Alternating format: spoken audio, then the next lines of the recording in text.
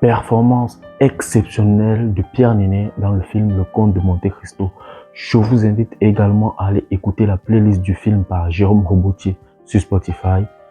Dans les minutes qui suivent, je vous livre mon avis en dessin. Salut les amis, je suis DKinsRip, artiste, dessinateur et poète. Bienvenue sur cette chaîne. Nous allons parler de dessin, techniques de dessin, tutos et de films et séries. En gros, la vie du cinéphile lambda. Commençons par les citations fortes du film. Peut-on être l'ami de celui dont on convoite la femme? Gaspard Cadros. Pour donner du contexte, il y aura une histoire de triangle amoureux entre Edmond, Mercedes et Fernand. On ne peut pardonner qu'à ceux qui nous demandent pardon. Le Comte de Monte Cristo. Une fois de plus pour le contexte, Edmond le dit à Mercedes lorsqu'elle se rend compte, après bien des années, qu'il est toujours vivant. Je ne suis plus que le bras armé de la sourde et aveugle fatalité. Le Comte de Monte Cristo. Ici, le comte le dit à Haïdé afin de faire comprendre qu'il ne peut plus arrêter la machine de sa vengeance. L'évolution des personnages. Quelques personnages clés du film et leurs évolutions. Haïdé, joué par Anna Maria Bartolomé. Jeune fille dont le père a été tué par Fernand de Morcerf, elle sera vendue puis recueillie par le comte afin de l'aider à assouvir sa vengeance. Haïdé est chargée de séduire le fils de Fernand. Elle entretient donc avec lui une romance apparemment secrète pour le comte, car au lieu de tenir le jeune homme sous contrôle, elle finira elle-même par être éprise de lui. Mais elle porte un secret et se retrouve entre deux feux, la vengeance et l'amour. Pendant qu'elle sera confuse et dans le doute, le comte lui rappellera sa mission. Il lui dit « N'oublie pas tes larmes, Haïdé, les cris de ta mère et le sang de ton père. N'oublie pas le nom de celui qui les a trahis. N'oublie pas son nom. » Mais Haïdé ne tient plus à se venger. Elle est amoureuse. Elle va tenter de s'enfuir avec Albert, dont le rôle est tenu par Wassily Schneider. Le comte la confronte donc devant lui. Elle révélera sa véritable identité. Albert, pris de rage, défiera le comte en duel en lui jetant son gant. Ce à quoi le comte répond « Monsieur, je prends votre gant pour jeter et je vous le rendrai enroulé autour d'une balle demain à la première heure. » Pour Haïdé, cela signifie la mort de son bien-aimé. Elle va tenter de raisonner le comte en lui disant « Si vous tuez Albert, vous ne pourrez plus dire « Dieu est pour moi, Dieu est avec moi. Vous serez un assassin. » C'est à quoi le comte répond très vite.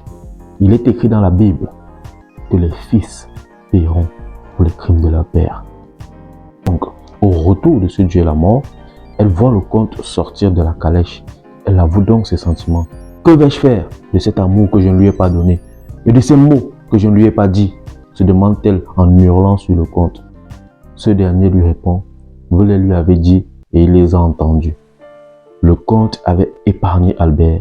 Haïdé finira donc heureuse, la seule relation d'amour qui triomphera dans le film d'ailleurs. Le prince Andrea Cavalcanti, joué par Julien de Saint-Jean. Fils illégitime du procureur de Villefort, qui se retrouvera enterré vivant par son père, abandonnant dans un coffre, il sera sauvé et recueilli par sa tante Angèle.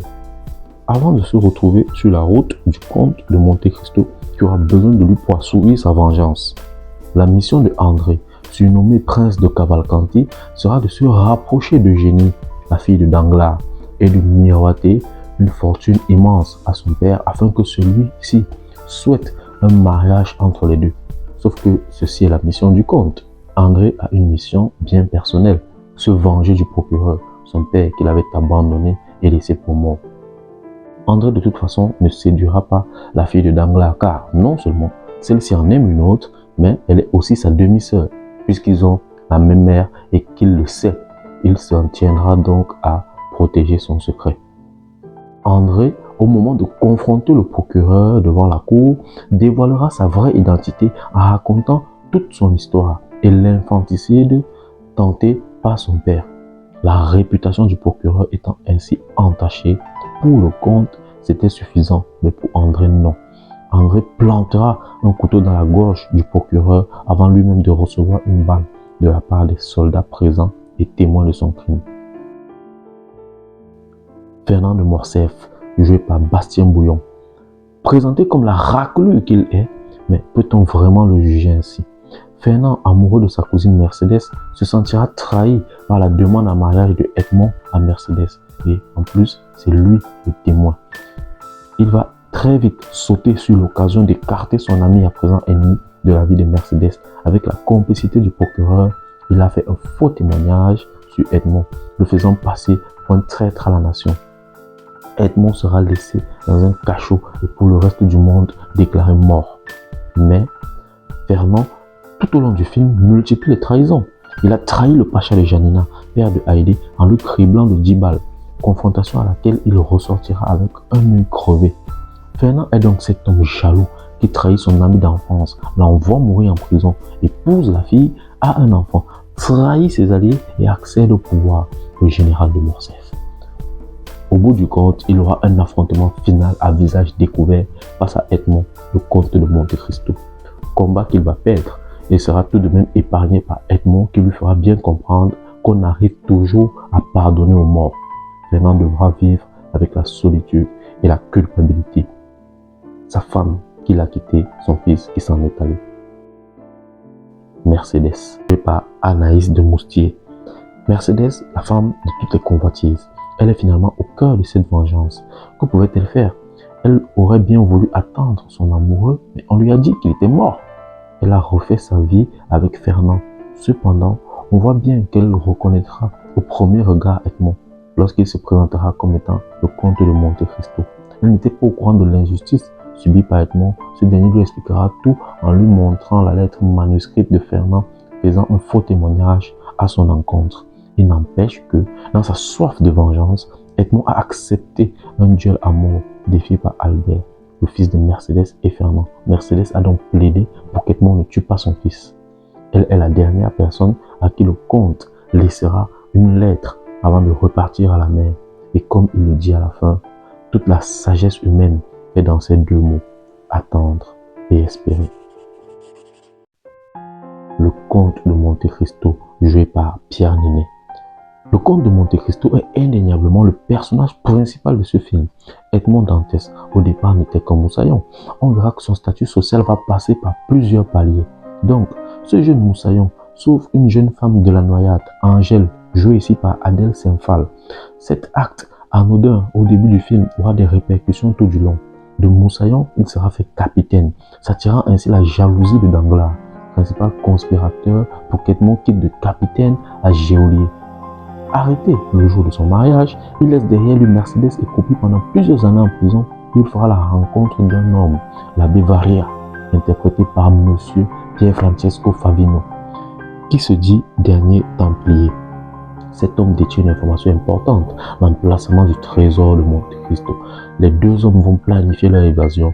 L'abbé va apprendre tout ce qu'il sait des mathématiques, de l'histoire et de la philosophie à Edmond. Il décède et donne un plan d'évasion fulgurant au futur comte de Monte Cristo.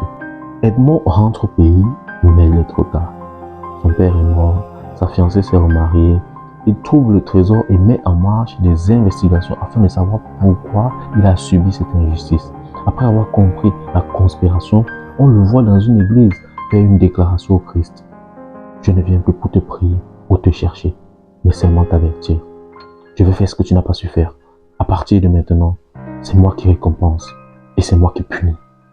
Edmond va retrouver Angèle grâce à qui il fera la rencontre de André. Angèle, elle aussi, souhaitait se venger de son frère, le procureur de Villefort. Mais comme elle le dit, entre la vengeance et la vie, j'ai choisi la vie. Elle avait choisi de sauver André. Tout de suite, Edmond fait comprendre à André qu'ils vont prendre du temps pour préparer leur vengeance contre ceux qui ont volé leur vie. Sauf qu'à ce moment, c'est la première fois qu'André le voit. Il lui demande, mais qui êtes-vous? Et il répond, je suis le comte de Monte Cristo. Comme on a déjà vu, il sera associé à André et à Haïdé. En fait, sa vengeance visait 3 hommes. Le procureur de Villefort, le capitaine devenu baron Danglars et le lieutenant devenu général de Morcerf. Alors, qu'avait-il préparé pour chacun d'eux? Pour le procureur de Villefort, joué par un très grand Laurent Lafitte, son honneur et sa réputation étaient tout. Alors, il fallait dévoiler la vérité qu'il a commis tant de crimes pour pouvoir cacher à savoir que André est son fils illégitime qu'il a tenté d'assassiner à sa naissance. Et il fallait que cela soit fait au vu et au su de tous en plein plaidoyer devant la cour. Et de 1. Pour le baron Danglars, interprété par Patrick Mill, dont la cupidité n'a aucune limite, il avait prévu de tout lui prendre, sa flotte, ses propriétés, ses biens, son argent.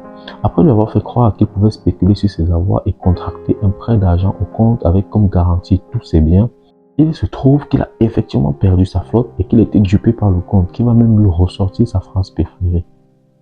Tu me trouves brutal, non seulement je le sais, mais je m'en vante. Et de 2. Pour le général de Morcerf, dont la quête de pouvoir et la convoitise ont guidé ses choix tout au long de sa vie, la tâche était encore plus personnelle. Edmond avait prévu de briser le cœur de son fils avec un chagrin causé par Haydée, de tout révéler à Mercédès et de confronter Fernand face à la réalité de ses actes. Leur ultime bataille se soldera par une victoire du comte. Celui-ci arrivera enfin à lever le poids de la vengeance qui pèse sur son cœur et retournera à la mer, le seul endroit où il se sent vraiment libre. Le thème entre justice et vengeance, on l'a entendu au moins une fois dans le film, sur la tombe de André alors que le comte se disputait avec Haydée. Il lui dit « Ce n'est pas de la vengeance, c'est de la justice ». Il est indéniable que Edmond Dantès a subi une injustice. Accusé et emprisonné à tort, il a tout perdu. Mais se faire justice soi-même, n'est-ce pas là une définition claire de la vengeance? Je peux comprendre pourquoi il dit que ce n'est que justice. À son sens, il répare le tort qui lui a été causé et que personne ne pouvait réparer, ni le temps, ni la loi, ni Dieu. 2 poids, 2 mesures. Sa vengeance a été actée et quelque part, justice a été rendue. Mais on revient à une question que l'abbé lui avait posée au début du film. Que feras-tu de cette fortune? Feras-tu le bien ou laisseras-tu ton cœur s'emplir de haine? Et vous, que pensez-vous du thème de la justice et de la vengeance dans ce film? Je termine en vous livrant mon avis sur le film. Honnêtement, ce film est excellent. J'ai adoré le casting, le scénario, les soundtracks, l'histoire, même les morales qu'on peut évidemment en trouver. Notamment qu'il faut beaucoup d'argent pour se venger. Non, je rigole. J'espère que cette vidéo vous a plu. Si c'est le cas, n'hésitez pas à vous abonner, à liker et à partager.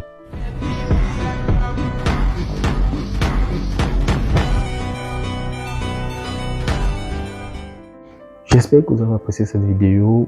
Dites-moi ce que vous avez pensé de ce dessin dans les commentaires. Pour tous vos besoins de portrait de commande, je vous laisse mon adresse mail dans la description et dans le premier commentaire. Je vous dis à la semaine prochaine pour une nouvelle vidéo. C'était DKN Street Art.